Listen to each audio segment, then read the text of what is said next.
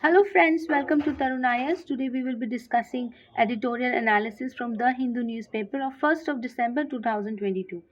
The editorial is basically about the micronutrient deficiency that is seen among children and women. Majorly, children and women are the sections of society who are majorly affected with the micronutrient deficiency, right? So the editorial given in the newspaper will be about quelling micronutrient deficiency. Basically, how we going to tackle the micronutrient deficiency in our country. You can relate it with your general studies paper 1 and 2 syllabus, that is social empowerment and issues related with the vulnerable section of the society. This is the article which I have taken from the Hindu.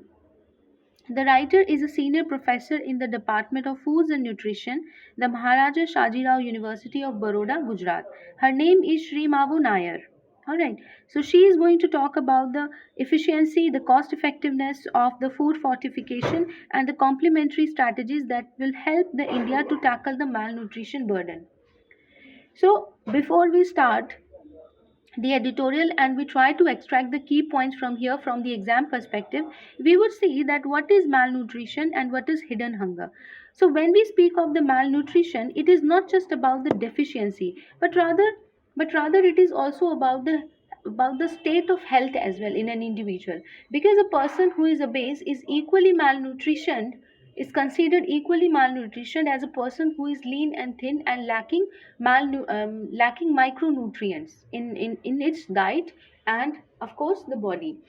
So malnutrition can be defined as the deficiency of the nutrients that will result from the inaccessibility and inaffordability of the food, right? So the food which is a balanced diet, so basically the definition should also have included the term balanced diet. So it is basically the inaccessibility and inaffordability of the balanced diet that results into malnutrition.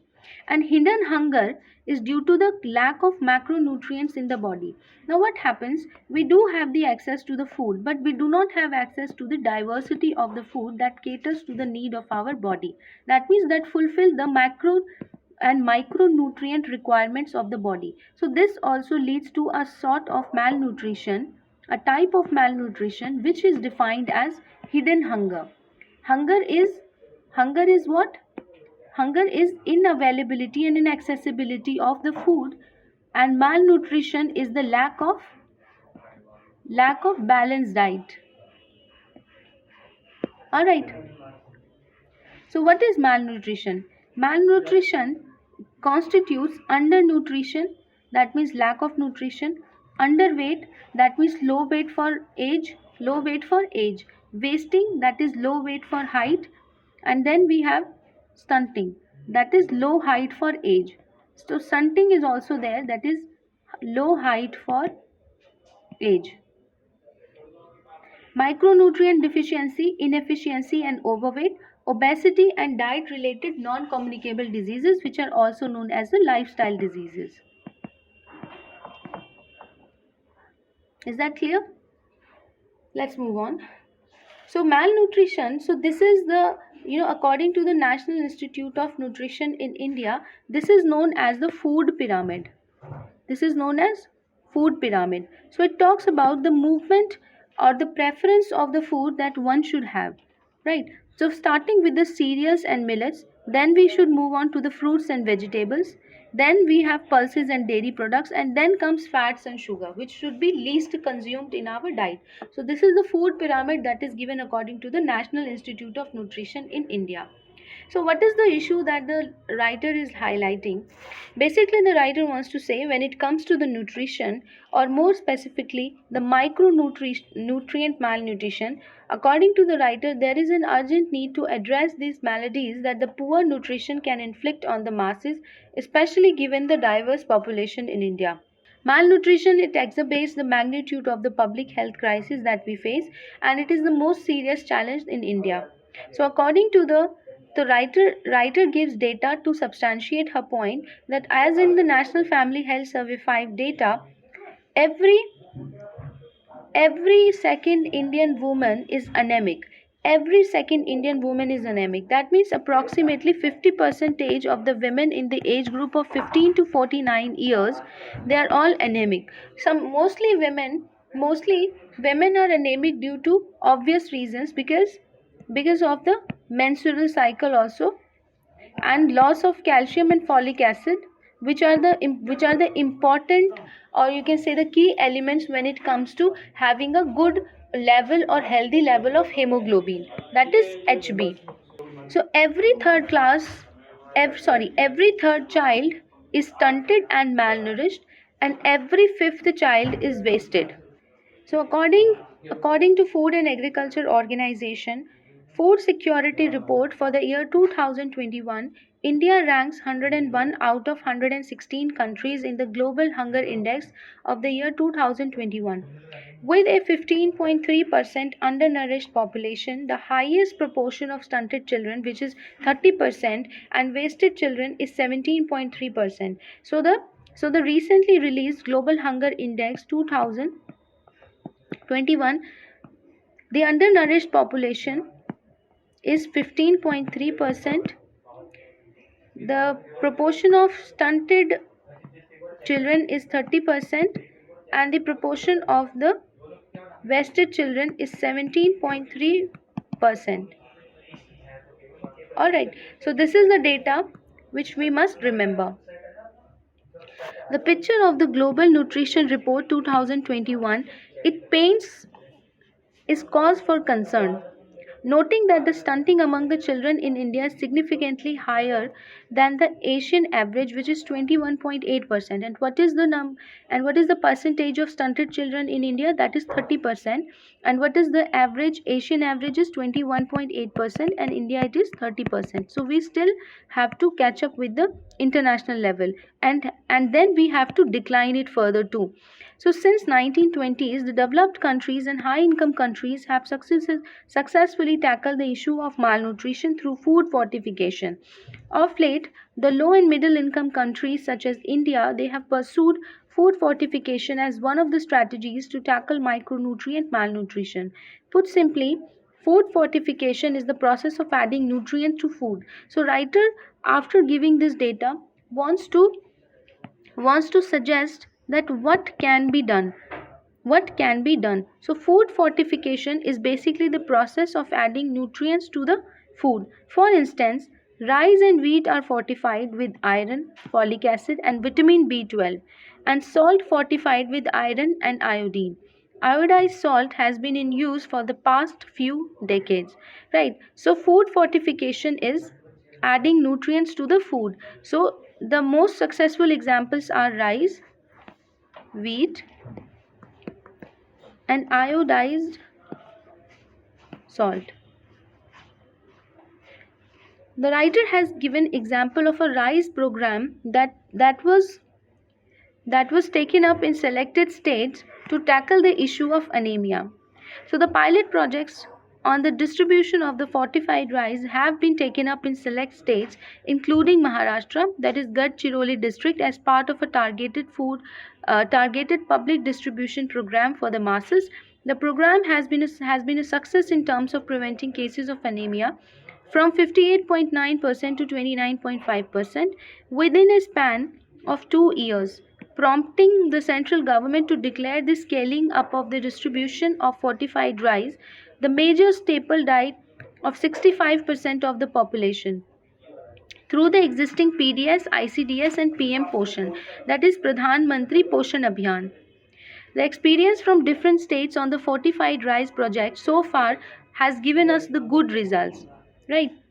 Has given us the good results and encouraging results of the pilot program that was began in the Gadchiroli district of Maharashtra. It has prompted the large scale use of the fortified food fortification program that includes fortified rice in all safety net government schemes. The study found a promising reduction, that is 29.5% decrease in the prevalence of the anemia among women, adolescent girls, and children put together in the Gadchiroli district. So now let us talk about the Gujarat 8-month long study. So the writer says this fortifies rise intervention in the school children. It found increased hemoglobin concentration, 10% reduction in the anemia prevalence, and more importantly, there had been an improved cognitive scores. Right. So these case studies can be quoted in the exam to substantiate your point in favor of food fortification program. So iron deficiency has been a major cause of concern, especially amongst women and children under the age of 5. And it is also responsible for 3.6% of the disability adjusted life years. Now, what is this DELI or disability adjusted life years? For example, if a person is supposed to live for 60 years, on an average, depending upon the health condition of the person, if a person is supposed to have a lifespan of 60 years, but because of some disease that has inflicted or that has caused suffering to the person will no longer live for 60 years. That means the lifespan of a person will decrease, or probably it will be to 50 to 55 years, right? So that means the number of years on an average a person would live is known as the daily adjusted life years, because of some health ailments that the person was suffering from. All right, so this is what daily means. And according to the World Health Organization, a loss of 47 million daily or years of healthy life lost due to the illness, disability, or the premature death. So this is what disability adjusted life year means. And disability adjusted life years is highest in the state of Rajasthan, UP, Bihar, Assam, followed by Madhya Pradesh, Chhattisgarh, Odisha, and Tripura, Nagaland. And then comes Gujarat, Jharkhand, and Mizoram, and then thereafter the other states. And it is least in states of Kerala and Tamil Nadu. So that means the social development in a particular state would also impact the level of nutrition and daily. So according to Niti Aayog, based on the WHO meta-analysis on the impact of the food fortification, especially the rice fortification, a rice fortification budget of around rupees 2008 crore per year can save 35% of total, or 16.6 million daily per year, with no known risk of toxicity. In India, the cost of one daily loss due to iron deficiency anemia is approximately rupees 30,000, while the cost of averting an IDA related daily is only 1,545, resulting in a cost benefit ratio of 1:18. So therefore, the rice fortification, which cost even less than 1% of the food subsidy bill, has the potential to prevent 94 million anemia cases. That means it would save around approximately rupees 8,000 crores over a period of 5 years. So what are the need for precaution? So according to the writer, despite the proven efficiency of the program, the activists they have expressed concern over the rice fortification, especially when it comes to the iron, because iron overload is also not good in body, because it causes the liver toxicity. It causes liver toxicity, and it also increases the blood viscosity. If now, what are the impact of increased blood viscosity? It directly impacts your heartbeat and your flow of blood, leading to heart diseases. So iron levels in fortified rice, it ranges from 28 milligram to 42.5 milligram. The folic acid levels are, it is not necessary to remember these numbers. What is more important is that there has to be a balance in the fortification as well, and consumption of the fortified food products. So this in fact compensates our daily losses of iron from the body, which is approximately 1 milligram to 2 milligram per day, and women in her menstrual cycle it may even increase. So this is on an average a person loses, but women and adolescent girl during their menses, during their periods, they loses even more folic acid and iron. So therefore according to the writer, there is a need for the food fortification program. Now, in this regard, the government of India, under the Prime Ministership of Narendra Modi, has started a food fortification program, which is Sampoorn Poshan and Swasthya Jeevan. It is a food fortification strategy to fight micronutrient in India, which is going to be affordable, convenient, and effective mechanism to improve the nutritional status of the population. And it will be implemented in 5 ways, that is in milk, in oil, edible oil, in salt, which are generally fortified with iron and iodine.